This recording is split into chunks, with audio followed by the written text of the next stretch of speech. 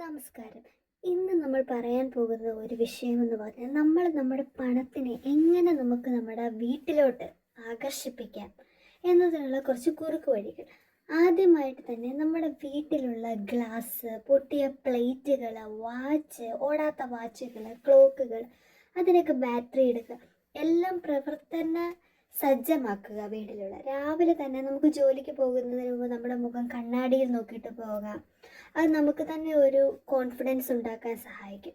അതുപോലെ തന്നെ നമുക്കിടയ്ക്ക് എപ്പോഴും ചെയ്യാൻ പറ്റുന്നൊരു കാര്യമാണ് നമ്മുടെ പേഴ്സിലോ ബാഗിലോ എപ്പോഴും രണ്ടോ മൂന്ന് കുരുമുളക്, ഗ്ലൗസ് അല്ലെങ്കിൽ ഏലക്ക അങ്ങനെയുള്ള സാധനങ്ങൾ എപ്പോഴും സൂക്ഷിക്കുന്നത് നമുക്ക് പണത്തിനെ അട്രാക്റ്റ് ചെയ്യാൻ വളരെ ഉപകാരപ്പെടും. അതുപോലെ തന്നെ ജോലി കഴിഞ്ഞ് വന്നാൽ നമ്മുടെ ബാഗ് അതെടുത്ത് എവിടെയെങ്കിലും തൂക്കിയിടാതെ ടേബിളിലോ അല്ലെങ്കിൽ പ്രോപ്പറായിട്ടൊരു സ്ഥലത്ത് വെക്കുകയാണെങ്കിൽ താഴെ വെക്കാതെ അത് നമ്മൾക്ക് പണത്തെ ആകർഷിക്കാൻ ഒത്തിരി സഹായിക്കും. അതുപോലെ തന്നെ രാവിലെ എഴുന്നേറ്റ് കുളിക്കുക. നമ്മുടെ വസ്ത്രങ്ങളാണെങ്കിൽ പഴകിയ വസ്ത്രങ്ങൾ തറ തുടയ്ക്കാൻ ഉപയോഗിക്കാതിരിക്കുക. പൊട്ടിയ സാധനങ്ങൾ വീടുകളിൽ നിന്ന് എടുത്ത് മാറ്റുക.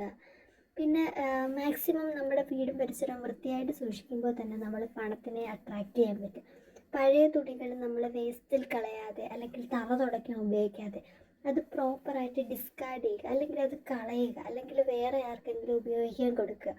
അതുപോലെ തന്നെ രാത്രിയിലാണെങ്കിലും പകലാണെങ്കിലും നല്ല നല്ല വസ്ത്രങ്ങൾ ഇടാൻ ശ്രദ്ധിക്കുക. കീറിപ്പറഞ്ഞ വസ്ത്രങ്ങൾ ഇല്ലെങ്കിൽ പോലും അത് നല്ല രീതിയിലുള്ള വസ്ത്രങ്ങൾ ഇടുന്നത് നമുക്കൊരു പോസിറ്റിവിറ്റി, നമ്മൾ പണത്തെ ആകർഷിക്കാനും വളരെ ഉപകാരപ്പെടുന്ന കാര്യങ്ങളാണ്. ഇത്തരത്തിലുള്ള കാര്യങ്ങൾ കുറച്ച് നാളത്തേക്ക് ഒരു 5-10 ദിവസത്തേക്ക് കണ്ടിന്യൂസ് ചെയ്യുകയാണെങ്കിൽ വീട്ടിലോട്ട് പണത്തിൻ്റെ ആ ഒരു വരവിനെ, ആ ഒരു മാറ്റത്തെ നിങ്ങൾക്ക് കാണാൻ പറ്റും.